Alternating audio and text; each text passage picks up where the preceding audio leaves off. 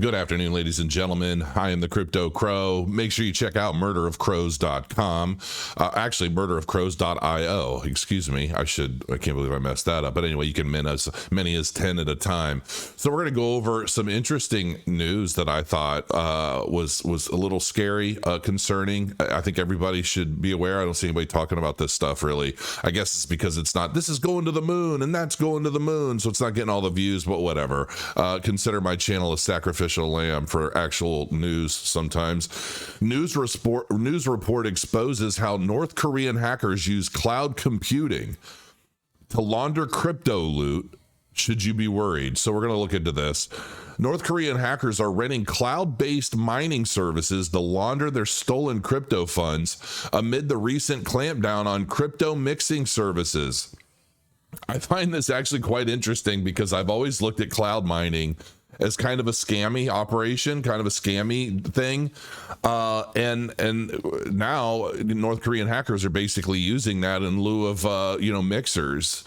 Basically, the services where you send a Bitcoin and it spins it out into a billion different wallet addresses and then back out at the other end on a fresh wallet. So it makes it really difficult to track. The thing is that I find that stuff is still trackable. Anytime there's some sort of blockchain trail, you're going to be, it's not like unless it goes in and out of privacy coins or something like that. I don't know how they work. I've never used one, but those have been banned. So according to a report by Google-owned cybersecurity firm Mandiant, Pyongyang-based hacking group ADA0 also known as Kamuski, buys cloud mining services with its stolen funds to produce clean crypto with no blockchain-based connections for law enforcement to trace. This is actually, this is a little scary. Man, I hate yawning on camera. It's become a thing. My sleep schedule's gotten really whacked out, and I got to get back on track. Cloud mining services allow users to mine cryptocurrencies such as Bitcoin using rented cloud computing power without installing or directly running the hardware and related software. This saves miners from having to buy and set up their own local mining rigs. Mandiant, which has been tracking the North Korean Advanced Persistent Threat, APT, group since 2018, characterized the group as a major player that often cooperated with other groups. However, the security firm noted that ADA0 most likely carries out phishing attempts to fund its own operations in contrast to other North Korean groups such as ADA38, which are likely primary tasked to bring in funds for the regime. Associated activity included identified payment methods, aliases, and addresses used for purchases, and the likely use of hash rental and cloud mining services to launder cryptocurrency into clean currency. It's absolutely nuts. Mandiant also noted that the group used several payment methods to purchase infrastructure and hardware, including PayPal, American Express cards, and other services that can be used for future attacks. North Korean hackers are responsible for major crypto thefts. We already know that. I feel like everybody's kind of a victim of Korean hackers, Russian hackers. These guys and gals are all over the place trying to absorb as much crypto as they can through every means possible. A lot of phishing attempts, a lot of fake emails, a lot of, a lot of the stuff that they do is honestly pretty basic. But it catches people off guard and it catches newcomers. They send these phishing emails. I've had people respond to phishing emails that they thought came from me. Where basically you can make your from address in an email, make it look like it's coming from anyone. I could email you and make you think the president just emailed you. But if you reply to that email, it would go to the president's email address, not to me, right? So if somebody sends you an email and then you reply to it and they don't respond, that's because they don't know you responded, because it went to who they were pretending to be. And so, that's just one thing. And I've seen that so many times. And it's very similar to like all the people. I get 3 messages a day from people on Instagram, on Facebook, people impersonating me. And then they go out and they get all my photos and everything. And then they create a new account. They flood it with fake likes and follows and all of that, right? Which is very easy to do with like Fiverr, or a lot of these guys, I'm sure, have their own groups that do that. And then they basically post content as though it's me. And then they send out messages to everybody that follows me about some new investment idea or some, some sort of BS scam. And people that know me and trust me, some of these people may be, oh, hey, that sounds great, Crow. Thanks for reaching out to me. I'm so glad. I'd love to be a part of anything you do, right? And then they get them.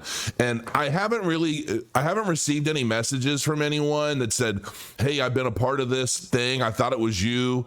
And they robbed me blind. And, I haven't received anything like that in years. So I'm guessing that a lot of people are smart enough to know that it's not me.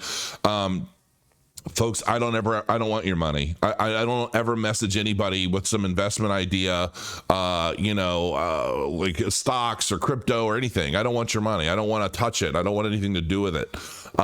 So yeah, like if you get messages like that on Instagram or Twitter or Facebook or whatever, it's not me.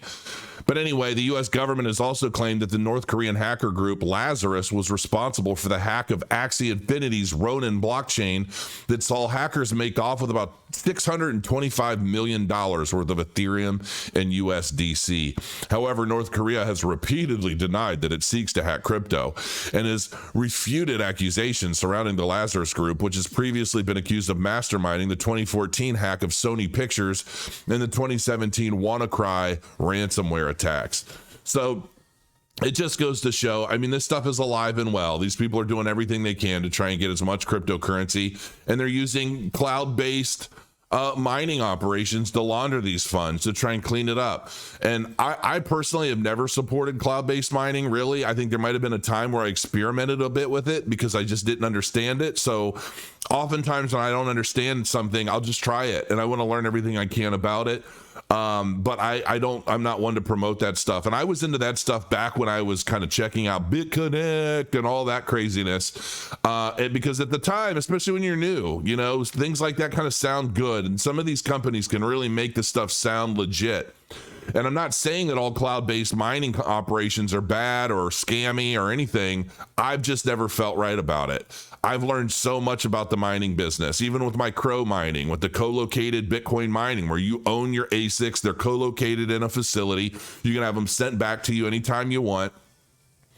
But the mining business is a very tricky business too, because the mining manufacturers, the mining, like the ASICs mining companies that make these units, I mean, they typically, they hold on to these things for like 6 months after they're manufactured.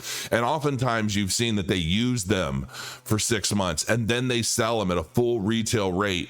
And that's because they take the new power of the new capabilities of these miners, and they use them to suck up as much Bitcoin as they can before the difficulty rises. Then they sell them to the public once the difficulty has already risen to a point where they're still a little profitable, but you don't have that much time.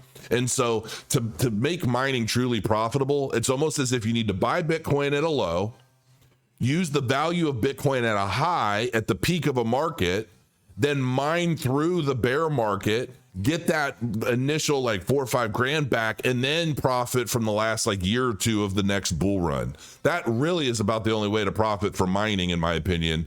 But unless you have a way of getting free energy or free power, like if you've got ASICs or something and they're somehow running off of some sort of alternative energy source, then good on you. Maybe that'll increase your profitability. But overall, just because we go into and we look at Bitcoin as like every 4 years it cuts in half. No, difficulty continues to rise up and almost double just about every 6 months. I calculated all that out in an older video where I was looking at the hash rate and I was looking at the difficulty that rises with the hash. The more people mining Bitcoin, the more difficult it gets. So the more power you're throwing at the algorithm, the more difficult it is to mine up blocks. So, be that as it may, I've never been really one for a lot of these cloud mining operations, but North Korean hackers apparently seem to love them. So till next time, guys, grow your coins, and I'll see you soon.